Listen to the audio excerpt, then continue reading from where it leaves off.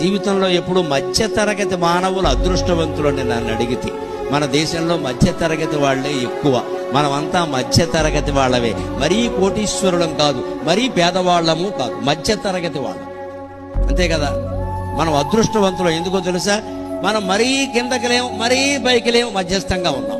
మరీ కిందకు ఉన్న వాళ్ళకి ఇబ్బంది ఏమిటో తెలుసా? నిరంతరము బాధే. ఓ పూట ఉంటే రెండో పూట ఉండదు.